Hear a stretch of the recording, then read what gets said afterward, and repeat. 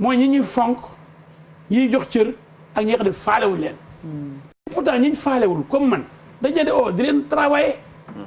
oo leen di jàppale ma ngir yàlla ndax ma jàll. bu ñu la bu ma jàppalee ba pare ba mu jàll. bu mel ne xamul ko El Hadj Diouf mais man góor laa mënoon naa bàyyi booba depuis 5 ans 7 ans 8 ans ma ne bu ma bàyyi day mel ni lim ma faalewul la lim faalewul suma parti joxul suma parti dara xam nga ñu mu parti dégg ngeen ñu bees ñu jógee ci Khalifa Sall avant ci Pape Diop avant ci PDS PCA ñee ministre ñee PCA ñee directeur général bu xoolal direction yu bëri fi ay transhumants lañ donc suñu parti demul di jàppale Macky Sall pour am poste ministre wala directeur dañu foogoon ne rek Wade war na fa jógee te baax na ñu ne président jeune maa ngi moom ñu bokk génération mu nekk sama xarit ma yéene ko lu rëy mu def pour mu def ñaari mandat dem Nations Unies wala feneen di ponkal dans le monde entier lu baax laa ko yéene bañ mu jaar par la petite porte léegi bu ay troisième mandat ëllëg ñu di ko fi xeex muy génn par la petite porte comme Ablaye Wade ma ne suma parti des travailleurs et du peuple Macky Sall masul jël benn bic signé dara même planton ci 8 ans yi pour suma parti barke alxuraan mais faalewuma loolu parce que loolu taxuma jóg won na ma ni yaa ngi may jàppale mais man fayuma naar bi xoromam ma ne sama xarit daal ko nekk xarit parce que mënu ma ko dindi dama ko bëgg te xam naa ne bëgg na ma mais mën naa am yéenewu ma dara xëy na parti bi yéenewu ma dara Pape Cheikh Pape Djibril Daouda def naa 5 ans de député mooy bi ma demee ne Macky du ma may député 2012 dama demee soo bon mais en restant dans la coalition Benno Bokk Yaakaar mais amul lu ñu ma benn poste bu jox assemblée ba 5 ans yi jeex mais ne man bokk ma ci coalition Benno Bokk Yaakaar mais comme dama dem assemblée damay nekk non inscrit pour bañ nag exécuter ay instructions yu jógee palais ndax député nekk ko député Benno Bokk Yaakaar de wala député PTP da nga nekk député du peuple constitution xam nga lu définir député le député est un digne représentant du peuple c'est un représentant du peuple digne représentant moo tax on l'appelle honorable honorable le député est un digne représentant du peuple yow nga ne lu jógee palais ma wote ko yow ko xoolal ñoom ñu ne lu jógee palais bu ñëwee ñu wote ko ndax Macky leen fi teg kon peuple bi tegu leen fi Abdoulaye Wade yi loolu la ñuy def député Abdoulaye Wade yi dañuy wax naan lu jógee palais bu ñëwee ñu wote ko du waa dafa waxee rek exécuté loolu nag laa xeex ba sonn moo tax ñu dem suma jabar ni ma dégg naa dañu ne def la premier ministre mu ne gën a def la ngay dellu assemblée ndax sonal nga leen trop ñoom waruñu xool ne man peuple bi lay xeexal dama fa nekk comme contre pouvoir ñuy xool ñu ma fagaagalee ma génn assemblée ndax ñu nekk seen ndaxtatali ba ma génn assemblée ba léegi pas cher honnêtement est-ce que assemblée am na ci toll nii même tey dégg naa ci TFM tey ku ne maa ngi laaj ay activistes yi ak Me El Hadji Diouf Me Moussa Sarr nañu wax suñu problème bi dégg ngeen ko tey ci journal bi ci journal bi waaw ma ne xoolal ma gars yi ñooy bëgg ngay yëngu ñooy bëgg ngay maa bañ lu tax non attends maa ne bu may continuer di yëngu dama doon def comme député tax ñu ma dama toog yàgg ni pat ay parrainage yi waxuma ci ma ne dañoo fal ay député c'est vrai que gëjoon nañ la dégg naa ay ñuy waane naan am na léegi député bu bees bu am njàmbaar wax dëgg na remplacé Me El Hadji Diouf dañ nekk ba mu def fii dama def 23 juin kooku dañuy supprimer poste premier ministre assemblée changer constitution bi mu ne bi ñoo naree dem ci gàmmu Fassou Bodian kooku kan la lu ma tudd turam kuñ nii yoo ci ay waane ak ay naafeq ñu ne kooku mooy vrai député du peuple léegi ba ñuy changer constitution kan la man de xaw ma kan di changer premier ministre ni premier ministre amati Sénégal changement de régime politique en tant que député nga war a taxaw lii du fi am mu ne dafa dem gàmmu Fassou Bodian à Bignona nañu wedd nañ téléphone weddi loolu kooku mooy ñàkkal fayda député nga ni dañu sàcc 94 milliards ñu ne la kaay seegi nawle député kaay jox ñu firnde yi mu ne yéen xamu leen dara teguma leen ay nawle te yooyu député comme ñoom xanaa bu ñëwoon ne firnde yaa ngi ne oh journaliste ne leen yoo xam ne léegi firnde yi mu ngi nii man leen ak yàlla dee dem safara du génn preuve parce que amul ak yàlla dee dem safara barke alxuraan amul doxul dëgg mais est ce que noonu la ñu nga a bàyyee kooku muy nax nit ñi rek parce que sama tëraay bàmmeel kooku jaral na ma ko jaral ma may dee dem safara barke alxuraan ni ma ko du dëgg du ma sa wax dëgg mais réseaux sociaux yi dégg naa nga di ko wax léegi naan du ma ciy wax. waaw non foofu du ma ñoom duñu man dama am tur. gisuñu la fi lu bëri. waaw loolu la moom man dama am tur avant réseaux sociaux yi. dëgg la. avant Macky Sall ñu di ko xam. j'étais l'avocat international. depuis 90 boobu Macky commencé gu liggéey. boobu yi xewul. dañu xam kii est El Hadj procès Doki Niass. Doki Niass ak a yàgg. maa ko plaidé ñu relaxé Modou Niass. ñoo xamante ne nga jaay ministre de la femme. de Abdou Diouf. c'était il y a très longtemps ça. naan Ambala Kaciri alors que benn Kaciri relax moo am. ba ci Hissène Habré toujours en 90. léegi évaluation bi maître. procès Adel Korban. beurre bi. voilà plaidé. ak maître Vergès. ak maître Bourgi. dama ne kon man ba may am tur fii ba France. dëgg la ci bateau la Joola ba may dem di plaider. ak yeneen booba. yëpp xewul. réseaux sociaux yi ñoogaan yi nga xam ne dañuy wut tur. fay ay booy ñuy saaga nit ñi.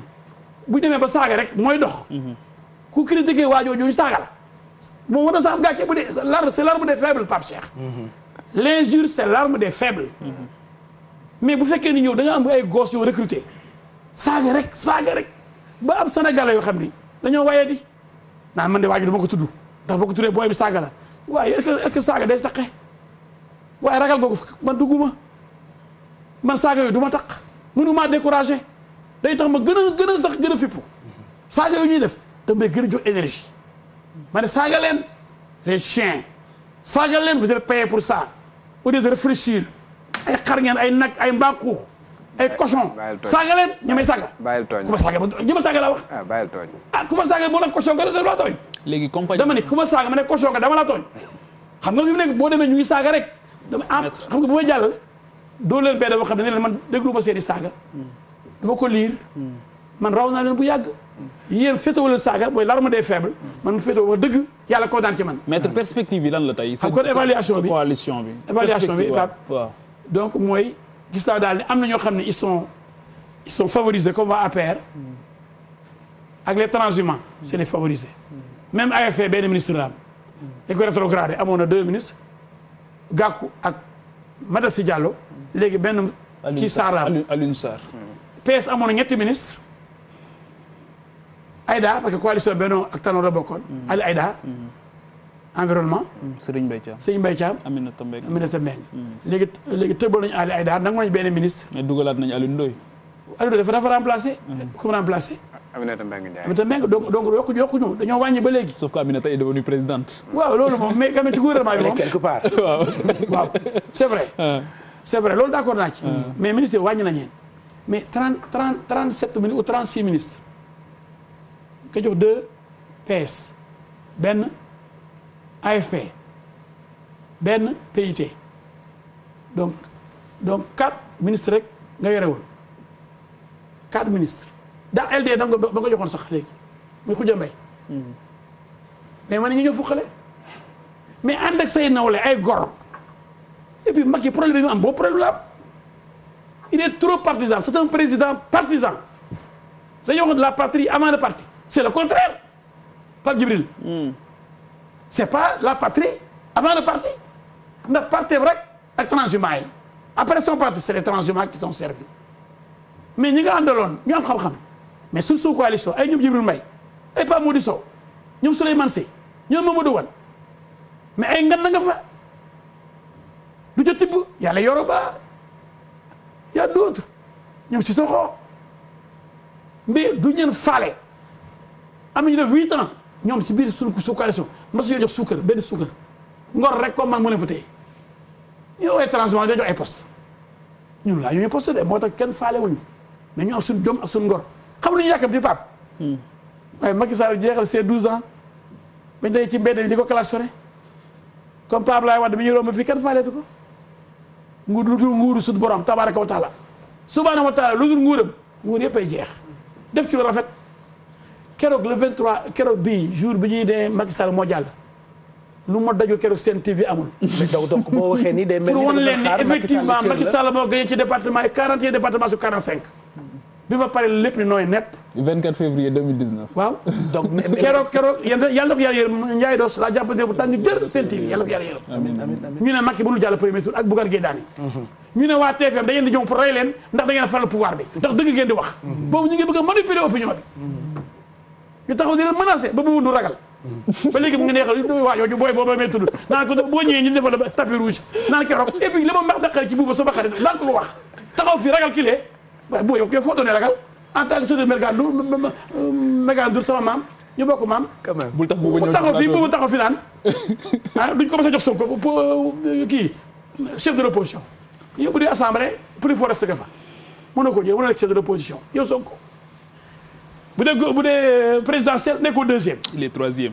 nekkoo deuxième est-ce que dina tëb deuxième def troisième chef de l'opposition non dama la laaj loolu rek am ku taxaw aussi beneen naa fekk ci média yi naan de toute façon ki gën a yëngatu ci opposition mooy Sonko doo moo ne chef de l'opposition Pape ki gënoon a yëngatu opposition fi c'est Dansokho Wade day toog 1 an 2 ans du yëngatu bañ du bokk ci élection. Bathily ak Dansokho ñoo ko jëli en 2000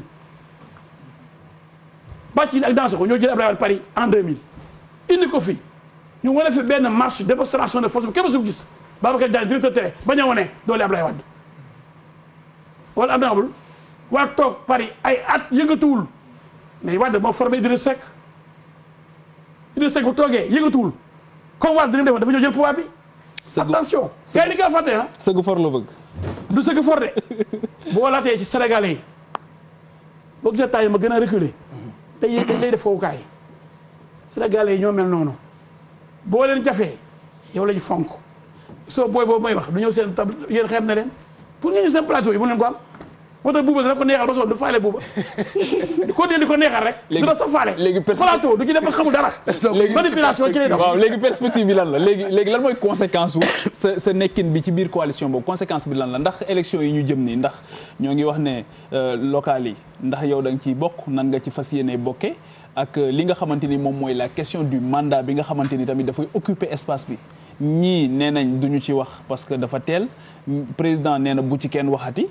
am na ci ñoo xamante ni jàpp nañ ne wax nañ ci gis nañ seen sort déjà la conséquence immédiate ci sa compagnonnage ci élection locale yi nga xamante ni ñoo ngi ci jëm ak d'abord sa ban commentaire ngay def déjà ci dialogue national bi ak ci élection locale yi. voilà pour élection locale yi man nee naa suma parti man en tant que El Hadj Diouf ancien candidat à la mairie de Kaolack laajuma benn mairie.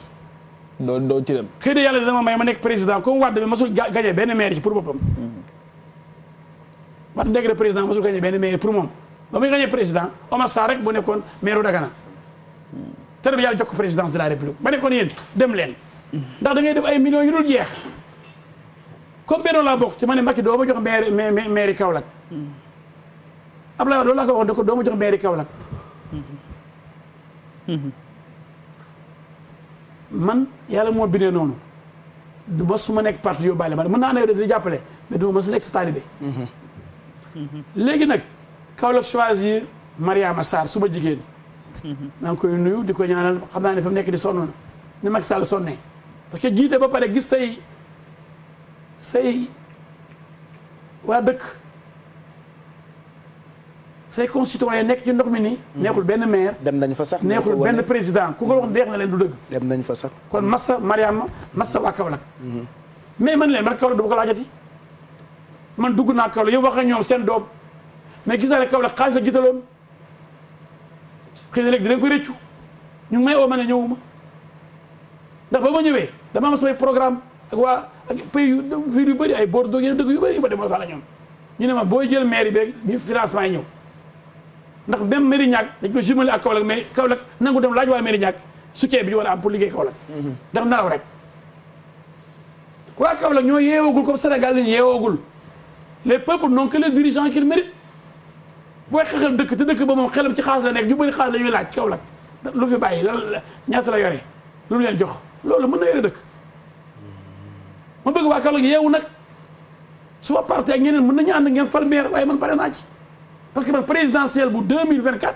lay préparé incha allah rabbi parce que présidentielle dafa metti te Macky préparé na ko 2008 ba 2012 moo tax man ma commencé woon début 2020 commencé dem Jolof ay Mboy naan ay Mbëlëxe dem ay Koupantoum après vers Tambacounda ay Koungheul commencé fa corona bi ñëw bloqué ma ma ne danaa liggéey ci suuf ba bu ma yeewoo bu ñuy jógee xam ne El Hadj Diouf dana liggéey parce que loolu tax nekk président ëllëg te bëgguma nekk président Pape Cheikh pour nekk président la question du mandat ci laa jëf si man damaa leer naññ.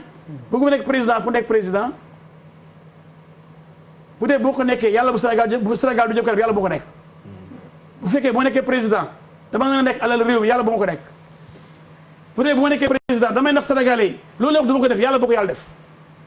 par contre bu dee bu ma nekkee président du ma lekk alal réew mi Sénégal dina jëm kanam lu ma am def ko ci réew mi réew mi jëm kanam gis boppam ci El Hadj Diouf bi mu yoree réew mi ëllëg dañuy waxee sumay maam ñu di ma ko waxee ni ba fi nekkee yow dëgg-dëgg amul morom man ndam loolu laa bëgg loolu laa donn wut ndam que wut xalal alal yoo xam ne su ma bàmmeel juróom-ñaari mètre percal fu ma yóbbu milliards yi château yi dañ may topp ci biir bàmmeel bi nit ñi dañu am xel waay li ëpp na moo tax ma ne la attention ci 3e mandat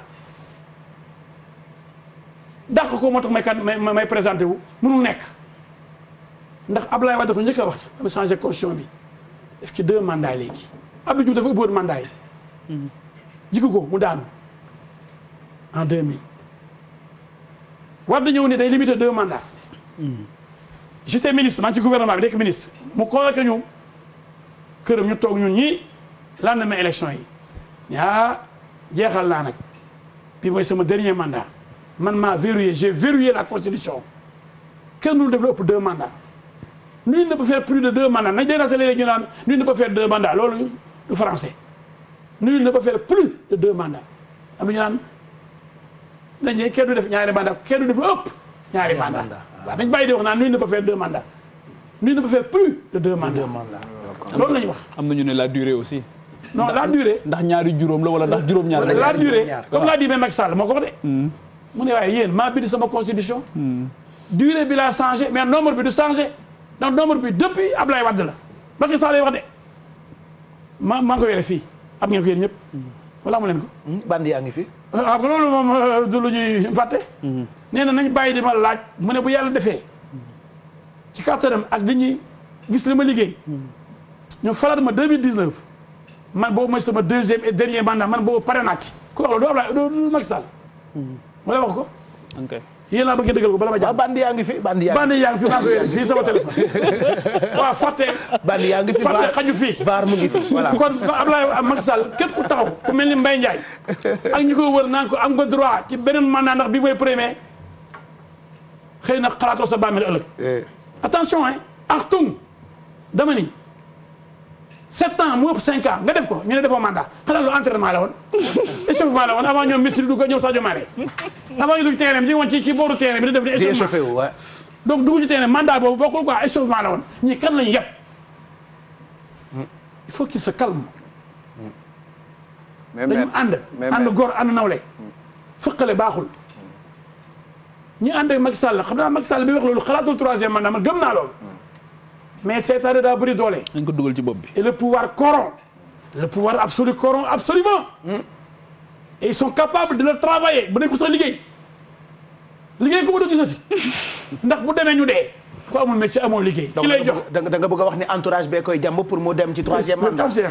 ñi amul liggéey amuñu palto amuñu manto fas ñoo am métier lu may politique lu may ku ñëw ñu ànd ak yow weñ lañu fu tooy ñu dal. ñooñu ñooy Wade defal 3e mandat ba mu dugg ci guta xam Wade dafa dal métti na man nga toll ni moom di ko defal 3e mandat ab doomam di ko gagné loolu gàcce Macky Sall wax ju leer naññi bind constitution ba leer naññi Ismaïla Madior Fall wax ju leer naññi ñu gagné ñu di ko laaj mu ne en principe ku baax daw boobu laa xam ne gaa ngi daw res en principe la wax ñu ko c'est le dernier mandat de Macky Sall xamatu lu mu ne en principe mu ne le tailleur de la constitution waxante ne de ñu ngi bëgg a taillé Wade affaire bi de mais ni gàcce la ba tax ma ne président mon ami président de la république Macky Sall bu la kenn dugal ci ñàkk fayda yooyu bu la kenn dugal ci di waxet ki ko defoon gis na ko l'histoire va se répéter attention et que 3e mandat ku fi wax pour man xoolal ku ko wax ku ne baax doo la nga jaam nga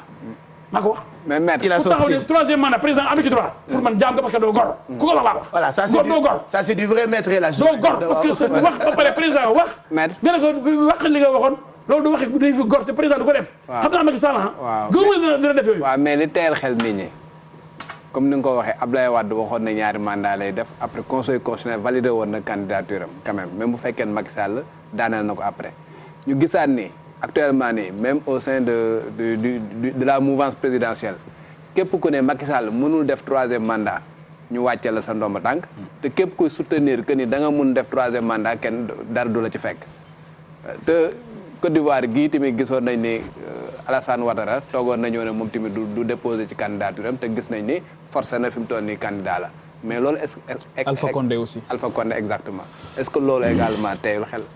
waaw tey de xel. mais gëwuma ne Macky comme ni ma ko xamee. ñàkk na fayda ba di ko dugal ci lu koy ñàkkal fayda ba àddina tukki. jëwam bi rafetoon. nekk jeune président né après l'indépendance ñëpp am yaakaar ci moom muy xëccoo yoo xam ne da koy ñàkkal fayda ëllëg man de Macky ku aime bien châtie bien nee naa ko lii bu ci dugg de bu dee naa fekk yi la ci bëgg a dugal. ñàkk jom yi ñi ñàkk jom bëgg la cee dugal ndax ñoom bëgguñ dara lu may nga nekk ci nguur gi ñuy lekk parce que tant que yaa ngi fi nekk ñuy lekk boo fa nekkul ñu torox ñooy bu la topp ndax yàlla teral dala ba pare te président nag kenn du ko nekk ba àddina tukki nguur yàlla rek ma dul jeex seul le pouvoir de Dieu est éternel kon Macky bu foogee ne mën na jaay ay muus dégg naa benn waaye mu naan sax ak corona bi mandat bi c'est nul courtier Macky Sall yooyu am làmmiñ xam daal dina ma tontu man du ma ko tontu mais dama gis li mu wax mu xam nga ñoo dañuy jéem a terroriser Sénégal yi ba kenn ñemee wax mais man kenn du ma terroriser. xëy na mandaawam bi dafa impacté. ndax coronavirus impacté xëy na mais Pape loolu laa ko ne Pape lii Pape xam nga lu mu seet. am na ku ne aussi na dem ba 2026. waaw ñu doog a def élection. comme lépp la ñu stand-by xëy na mandat bi dafa impacté wax ak ñoom sax ñooñu du ma leen tontu dama koy évoqué de pour wane rek à quel point l'être humain peut descendre aussi bas. toog naan corona bi dañu doon ñaan corona am ndax bëgg nañu waaj continuer dem xëy na li ñu am ci waaj yi mënuñu ko am ci keneen. ñu ne buñ comptabiliser bi kon. waaw bu jëm ko ñu boole ñii xamuñu lan mooy constitution xëy na jànguñu loolu xamuñu lan mooy loi xëy na leneen lañ xam ci yenn activité la ñuy yëngatu dañuy yem ci loolu mënoo xam lépp mënoo xam làmb xam football xam yeneen xam commerce bëgg nag xam droit bi yëpp ci jàngoo droit bien que nee na mooy sama avocat sama xarit la bu kooku maa ngi koy nuyu waaye bu mu waxte yooyu dama ko ñaan am na wax yoo xam ne da lay ñàkk a fayda xam nga loo bëgg buur xalaata di àddina bi ñu lay xool pour ridiculiser sa bopp loo bëgg Macky Sall bul nangu moom pour mu am 3e mandat tax àddina bi xeeb la ñëpp daan waxi dof yi dana ko waxee kii daan dafa na am 2e mandat kii daan ay 35 la jëm ak xam nga yooyu dafa day ñàkk di fayda parce que man lu ma la bëgg ngay Macky Sall sama xarit doo ma jaral sama personnalité ak sama honneur ak sama dignité loolu moo wutale gars yi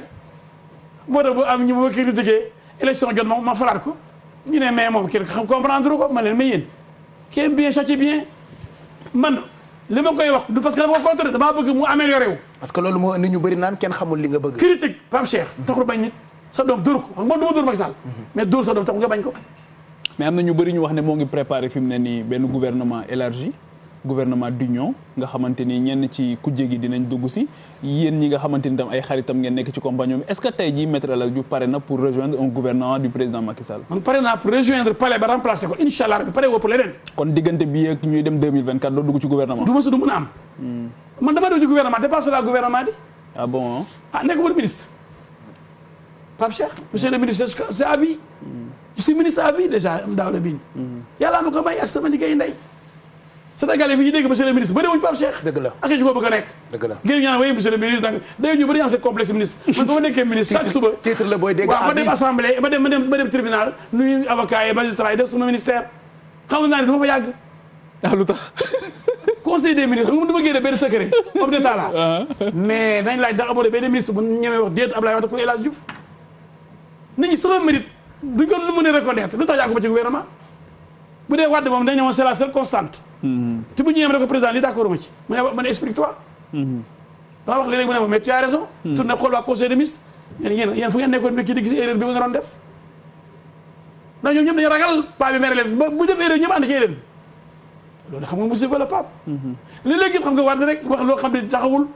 ma ne ko comme d'habitude d'accord ma ci mu ne may président lu ma neex lay def. mais yaa nekkoon ministre de lan fàtte naa yow la ñu. du réseau hydrographique national. cours d'eau. mooy OMVS OMVG. kon méngóo naag lii bassin maa ngi ñëw mooy fleuve Sénégal. waaw fleuve Gambie. bassin de rétention bassin de rétention lac artificiel et canaux latéraux. oui. mooy li mooy kon lii yëpp ñoom seen. mais Wade ku am vision la. dëgg la de. dafa ba mu ñëw mu ne ma yaa yore ministère bi nga am importance. Sénégal yi xamul dara sama ennemi naan ministère des poto poto moo tax xëy na poto poto lañ mérité ñu gis ko parce que bu doon ministre laa ba léegi ak bassin de rétention yi waroon def. mais loo fa jot a def ba nga fa nekkee. bassin de rétention yi bëri bu yore woon dama laaj waa Pointe Sarène bii am yaa ngi ci liggéey bu metti boo jën dama laaj waa Pointe Sarène kon dama la yow Déthié Sarr kon heure bi maître yaa ngi ci liggéey maa defar seen bassin dama nga laaj fii Ponti vidéo Ponti dama nga laaj Serigne Moustapha Lakram Mbacké affaire après même jëbaka moo ko yeggali parce que moo jël sama ministère man dama ñëw wante ni Viviane attention ba yeboo gaaw parce que sa dëkk bële nee na Foucha la xaw ma Kédougou El Hadj Diouf dafa gaaw lu wax ko di nga bëgg mu defal ko rapidement le ministre El Hadj Diouf amul caaxaan waaw donc mooy dégg OMVS OMVG le canal wat ni ma canal du Baol bëggatuma màggal Touba mu am problème bu ndox xëcc canal bi rek moom la régler problème bu Touba jógee kër Momar Sarr ndox bi canal bi indi ndox ma Touba kër yëpp am ndox ñu rabitaay Touba ba léegi ak di ko def bu doon maa fa ba léegi yàgg rek la woon naa ko bu yàgg le lac de Dodji Wade mu ne ak Kaffrine mu ne El Hadj xamul lu ma bëgg dama bëgg nga defal ba ci dëkk ba ne Kaffrine amul géej amul jën ak Linguère nga def fa ay lac artificiel mu am ay jën am ay plage comme li xat dafi defoon. am ay plage am ay hôtel ñu développé tourisme am pêche am ndox mais sa waay xam nga plan boobu c'est ambitieux Pape Cheikh dem fu amul benn géej xamuñ géej amuñ jën nga indi fa jën indi fa plage indi fa dex indi fa ay hôtel kon ministère bu baaxoon la bien sûr kon loolu vision de développement vraiment ouais mais nga ministre des poto poto pour dire que Sénégal yu bëri xamuñu mais lu tax sottiwul. mais xam un naa an ajoor yëpp Wade bu ñu supporté sama indépendance conseil des ministres gars yi bu léegi du laaj lan moo tax ma teel a jógee ministre Wade ne ma léegi day dem assemblée ma ne ko moom ci gën a Macky Sall ñu ànd benn jour dem assemblée la ma daj ci assemblée jamono boobu boo tax bu ñëwee 2012 après 23 juillet 2011 ma ne attention man dama bokk di liste kenn ndax dama ne ñu ko nekk ci groupe parlementaire ñu dem agressé en pleine réunion du groupe parlementaire ñoo benn député mu ñu fekk dafa karaté ñu karaté Pape li moo neex ñu téléphoné ma kaay El Hadj Diouf ñu sonal ñu ñëw gaaw ñëwal te ñu bokk benn groupe parlementaire karaté nii mais mu ñëw rek fexe dóor kii rek ba jéeri rek ma kaf tànk bi ñu xalamu ñun mais xam nga lii gàcce la ay député représentant du peuple ndax El Hadj Diouf il dérange ñu bokk benn groupe parlementaire le karaté toog naa aussi même groupe parlementaire maa ngi ndaw soo nekk Fatick ñoo dem a saaga ba ñu gis ko télé bi rajo la karaté ci boobu ñoo bokk Macky Sall ba nag moom li ñu wutee ci Ablaye Wade ak ci Macky Sall yëpp mooy dama ànd ak Macky Sall ak Ablaye Wade ñoom ñaar ñëpp ku ci nekk boo indee loo xam ne assemblée d'accord ma ci waaye ma ne au nom du peuple ma ne président ñoo bokk benn bokk yaakaar waaye d'accord ma ci nag ndax sëñ Abdou Aziz yàlla yokk leeram nee woon na député yi lu ngeen fi wotee xool bu baax di ko defal àlaxira est-ce que sa bàmmeel Macky Sall wane la ko jaral ndax ñàkk fayda est-ce que sa bàmmeel Ablaye Wade wane la ko jaral ndax ñàkk fayda est-ce que sa bàmmeel Pape Cheikh Abdou Diouf wane la ko jaral ndax ñàkk fayda ëllëg nga tëdd ñu ne nag yéy waaye Macky Sall taxoon dina dóor nga ne Macky laa bëgg lu ko neex ndax xaalis bi wala poste bi la vie éternelle nga sacrifier sa bopp éternellement ñu dina lakk dina dóor ndax jubaloo ndax voté woo lu jaar yoon da nga voté ndax dañ laa jox député bi waaye nii la ñuy def fekk ko xam tekkiwul dara xamul dara mënul dara amul kenn ñu def ko ci benn liste député mu nekk député du ko gëmee. mais tamit est-ce que foofu. du ko gëmee Pape Cheikh. mais réforme yi ñu diggee woon aussi. du ko gëmee bokk na ci le mode de désignation des députés tamit ni ñuy tànnee député yi ci liste yi xam nga bu fekkee ne président de la république mooy tëju ci bureau investir ku ko neex ci liste bi est-ce que tamit waruñu commencer par changer texte yi réformer foofu nga xamante ni dinañ mën a dem ci désignation boo xam askan bi ñooy xam ki ñuy tànn mais au niveau aussi des mairies on a le même problème ak suffrage indirect bi mooy nit ñi bu ñuy fal duñu xam kan mooy nekk conseil municipal duñu xam sax kan moo war a nekk maire est-ce que tamit réforme yooyu bokkul ci offre yi nga xamante ni di ngeen ko def ngeen war ko porter aussi. Pape yow idéaliste nga li ngay wax dans l'absolu mën na am. comme ça. mais dans la pratique mënul nekk. laaj ma lu tax. lu tax. ngeen dañuy defee ne ak bu ñu defee noonu même chose la fi ne par exemple boo jëloon Kaolack. wala Nioro population yi xam nga ñuy def dañuy def liste donc pour député dëkk ba ak conseil départemental dëkk ba. ka Macky Sall bëgg ca dëkk ba mooy jàll. oui mais. attention. moom la jox moyen mu parcourir village yëpp jour de vote bi jox ko ay car ak ay bus. ak tuuti weccit. parce que nit ñi mu duñ jógee day am benn village centre bu am bureau de vote yeneen village yi amuñ bureau de vote ki leen transporté bu ñëwee mën nga may ma tudd sax sama xarit Abdou Bara Dolly Mbacké. ci Abdou. élection présidentielle yi tax. élection législative yi taxoon mu gagné député yi à Mbacké. mais war na ma lim liggéey. lu ëpp 46 oto. muy dugg di leen jëriñ ñuy ñëw di voté. moo tax ba ay 18 heures. gars yi nanguñ gars yi voté nanguñ parce que bu ñu voté opposition bi gagné. pouvoir bi ak administration bi bloqué affaire yi ba ñu joxe bulletin de vote yi ba 18 heures le tour ba commencé. mais bi ñu commencé terewul liste PDS boo gagné député yëpp Cheikh Abdou Bara Dolly Mbacké c'est groupe bi. moo tax ak président groupe parlementaire du PDS bi. keneen ci Pape Diop la bokkoon seen coalition moo gagné Touba. mais dama ni la. ki ëppale moyen. mooy gagné. ci département bi foofu sax lay am gànnaaw corruption locale. tu vas transporter les gens fay leen. mais moom Abdou Bara dafa fay de mais dafa transporter ay nit ñu voté parce que boo transporté wu kenn du la voté. mais attention Pape Cheikh. mais c'est-à-dire que nous sommes dans un pays pauvre. réew mu ndóol. nit ki buy voté ji yeddu añ wuru ko dara am añ. boo ko joxul 2000 francs wala 5000 francs danaan ki jaraluma may toog foofu ba ngoon di rang. ki ko jox 5000 francs lay woteel dem am jënd sandwich am togg añam daa di tëdd nelaw loolu tant que mu ngi fi ndóol gi. pour régler problème élection même locale c'est-à-dire que ñu ne amul liste nationale.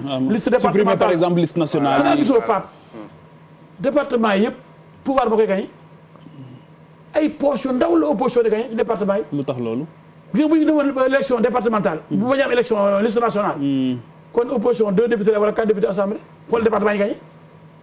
parce que ñu bëri sax ñu télé mënuñu gagné seen gox dañu leen dugal national. pour ñu yóbbaale. bu ñu abaale kon yow sa philosophie bu ñu koy waxoon. kon opposition du am sa assemblée.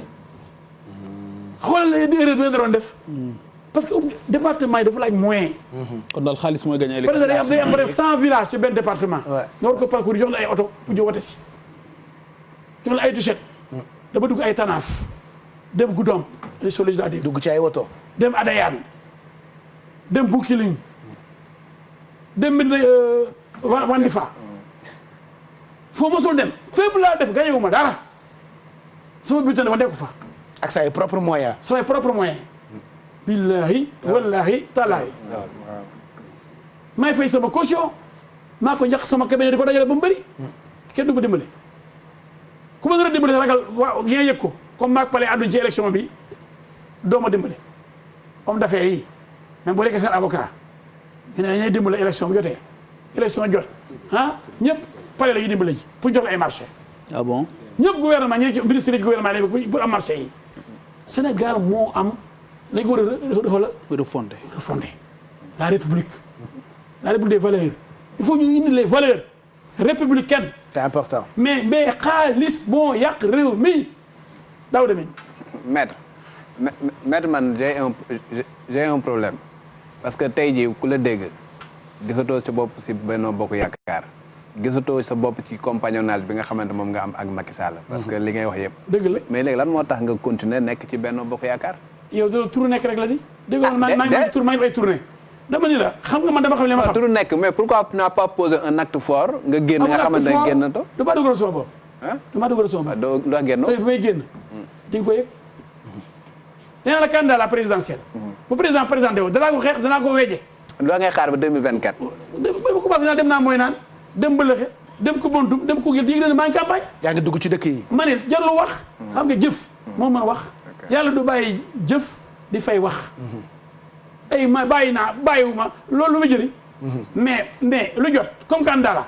nan laa mën a nekkee candidat moo mën a nekk candidat bu fekkee ne dafa nar a violer serment am ci duñ bëkkante ma nag moom. gis naa ñoo xam ni ñoo xam dama ne nawoon leen lool dama ne xeeb léegi ndax jéem ñu tudd troisième léegi troisième sax am ci tudd xaw ma de troisième ci gémmiñ. te ni ma ko wax. léegi dañu bañ trois. wala président nee na bu ci kenn waxati. wala am na boo trois chiffre boobu trois am na ñu ko ñëw tudd trois bu sërgee mënatu ko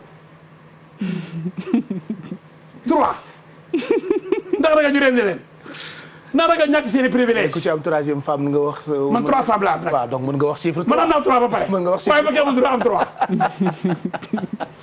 parce que duñu nangu wutal wujj nag ma ne fay sunu jabar sunu xarit sunu jabaru xarit la ñu bëgg ko lool di ko maa ngi nuyuwaale mu ñoom Amadou yëpp sama famille waaw man fa ma tegoon naa ko teg ba léegi dama ragal rek dañoo muur ay bëtam ragal rek ni xëy na dañu sax liggéey et que pour yow entourage bi la quoi mais Macky dafa bëgg ma xam ko billaay dama bëgg dañuy toog di waxtaan dañuy bokk avion mu invité ma ñu dem Riyad dem ba ci roi Salman dem ci ay mala fu ne El Hadj kay ma ñu toog lépp ma def photo ma ngi ni université dañuy waxtaan ba nag moom mënu ko waxee ñeneen ñi sa copain la quoi sama copain la mais bañ ba mu faloo présidentielle 2019 ba léegi toogul ma toog mais doo ko nangul troisième mandat plus d'1 an et demi sa partenaire toogul nga toog man du ma wax moom na ma oo moom it du ma oo dama nekk mandat bi jeex rek bu nekk ci mbedd bi ma classé ne ko ni ko booy droiteel ñu waxtaan sama booy la droiteel lu dul jeexee amul bu ko dee ma ne hee laa ma xaw a tey moom lii nangam xanaa foofu lañ jëm ëllëg wala ngeen daje passation de service. quand même waaw ma ne aussi loolu Passation loolu la may de bañ gémmi sama prestation de bopp serment xam nga cat dafa gaaw bu ko ba cat sama bopp bàyyi noonu rek les candidats